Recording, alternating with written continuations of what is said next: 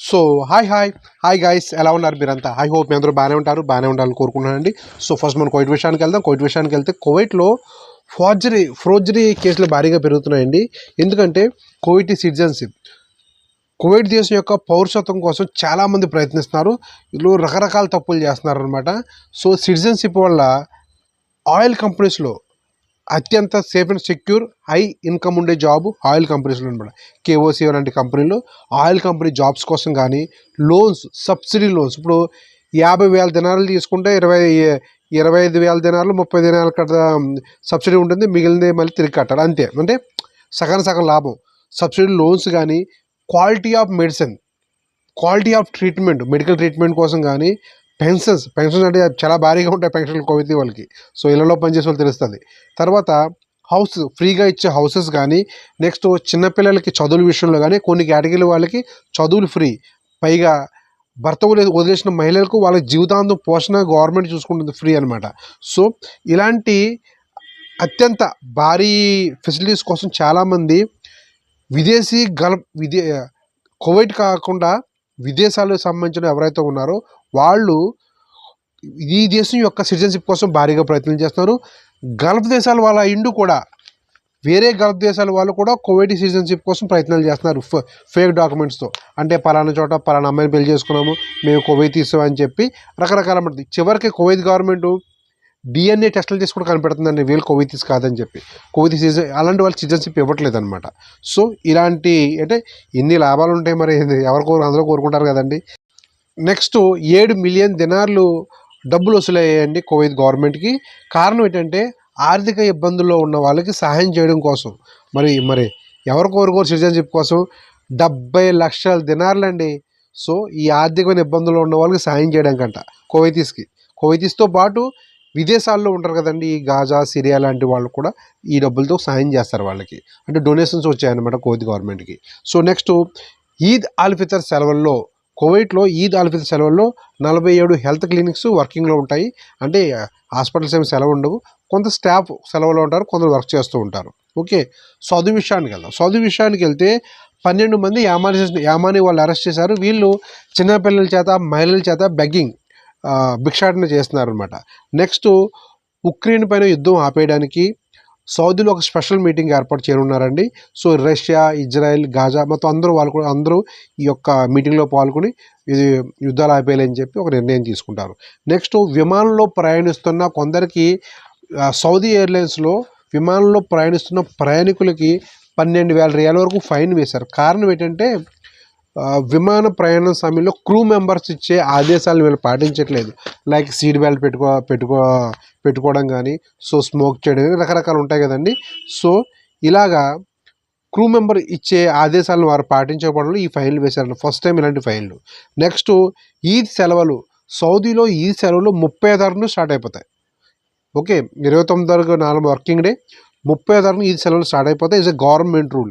ఇవ్వట్లేదు అంటే కాదు, is a government rule. Private and government సెక్టర్లో 30 నుంచి ఈ సెలవులు స్టార్ట్ అయిపోతాయి. ఓకే, సో రియాద్లో ఒక వ్యక్తి గన్నుతో కాల్పులు జరిపాడండి. మతి స్థిమితం లేదని చెప్పి అతను అరెస్ట్ చేశారు పోలీసులు. యుఏ విషయానికి వెళ్తే యుఏలో మంచి న్యూస్ ఉందండి ఈరోజు. దుబాయ్ ఫామ్ జుమేరా చూసే ఉంటారు. ఫామ్ జుమేరా ఆ రోజుల్లో నేను దుబాయ్లో ఫామ్ జుమేరా అప్పుడప్పుడే తయారు చేస్తున్నారు అనమాట. అప్పుడే 2 కోళ్ళు సరిపోయాయి కాదు తయారు చేసే టైంలోనే. సో దుబాయ్ ఫామ్ జుమేరాలో 680 కోట్ల రూపాయల ఇల్లుని ముఖేష్ అంబానీ గారు తన కుమారుడికి గిఫ్ట్గా ఇచ్చారంటండి. 680 కోట్లు. నా దగ్గర 1 కోటి క్యాష్ ఉంటే చాలు, లైఫ్ అంతా సుఖంగా బతికేస్తాను. అటువంటి ఫైనాన్షియల్ ప్లాన్స్ ఉన్నాయి నా దగ్గర, కానీ ఆచరించడానికి క్యాష్ లేదు. So next Eid all Fitr సందర్భంగా 1,200 ఖైదీలకి విడుదల ప్రసాదించారు యుఏ అధ్యక్షులు. నెక్స్ట్ 1,518 మంది ఖైదీలకి క్షమాభిక్ష కూడా ప్రసాదించారు. అయితే ఇందులో 500 మంది భారతీయులే ఉన్నారు. ఓకే, నెక్స్ట్ యుఏలో బహిరంగంగా మద్యం సేవిస్తే అటువంటి వారికి 6 నెలలు జైలు శిక్ష, 1,00,000 దిరమ్స్ ఫైన్ వేస్తారు. సో యుఏలో ఇతరులపైన దాడి చేస్తే అటువంటి వారికి 1 ఇయర్ జైలు శిక్ష, 1,00,000 దిరమ్స్ ఫైన్ వేశారు. అయితే ఈ దాడిలో అవతల వ్యక్తికి అంగవైకల్యం ఏర్పడ్డా, నెక్స్ట్ అనారోగ్యం వచ్చినా కూడా తగు చర్యలు తీసుకుంటారు. Okay, next water Abu Dhabi water వరల్డ్లో అగ్ని ప్రమాదం జరిగిందండి. సో సాయంత్రమే న్యూస్ బయటకు వచ్చింది. బాగా దట్టమైన పొగలు కూడా అక్కడ ఏర్పడుతున్నాయి. నెక్స్ట్ వామన్ విషయానికి వెళ్తే రమాదాన్ మొదలైన నుండి అంటే ఉపవాస ప్రార్థనలు మొదలైన నుండి ఫకుర్ కుర్బాలో భాగంగా 990 మందికి ఆర్థికమైన ఇబ్బందులు ఉన్న వాళ్ళకి డొనేషన్లు ఇస్తారండి. డొనేషన్ల ద్వారా ఆర్థిక ఇబ్బందులు, ఆర్థిక నేరాలు ఉన్న వారికి వాళ్ళకి క్షమాభిక్ష అంటే ఈ ఫైన్ వాళ్ళకి కట్టేసి క్లియర్ చేసుకుంటారు అనమాట. సో ఫ్రీగా. నెక్స్ట్ సెకండ్ టైం మళ్ళీ 511 మంది కూడా ఆర్థిక ఇబ్బందులు ఉన్న వాళ్ళకి క్లియర్ చేశారు. Okay. Next Starlink company, Elon Musk గారి స్టార్లింక్ కంపెనీ ప్రపంచం అంతా చుట్టేస్తుంది. త్వరలో ఇండియా రాబోతుంది. అటు వామన్ వచ్చేసింది. సో వామన్లో ఇప్పుడు శాటిలైట్ ద్వారా, టవర్ల ద్వారా కాదు, శాటిలైట్ ద్వారానే డైరెక్ట్గా శాటిలైట్ ద్వారా మనకి ఇంటర్నెట్ సేవలు వస్తాయన్నమాట. నెక్స్ట్ వామన్ ట్రెడిషనల్ సూట్స్ ఎవరైతే ఈద్ స్టైల్ వేసుకుంటారు కదా, భారీగా సేల్ అవుతున్నాయి. నెక్స్ట్ ఇండియన్ అంబాసిడర్ అయిన జీవి శ్రీనివాస్ గారు ఫారెన్ మినిస్టర్తో భేటీ అయ్యారు, వామన్ ఫారెస్ట్ మినిస్టర్తో అనమాట. నెక్స్ట్ బెహ్రెన్ విషయానికి వెళ్తే హజీ హసా కంపెనీ ఉందా బెహ్రెన్లో? ఉంటే అనేది శాలరీ టైంకి ఇస్తే కొంత తెలియచండి. కొంత మిత్రులకి జాబ్ వచ్చినట్టు ఉంది, మెసేజ్ కామెంట్ పెట్టారు. తర్వాత హెచ్ఎం కింగ్ గారు 630 మందికి జైలు ఖైదీలకు క్షమాభిక్ష ప్రసాదించారని విడుదల చేయమని తెలియజేశారు. నెక్స్ట్ బట్టలు బయట ఆరేస్తున్నారా?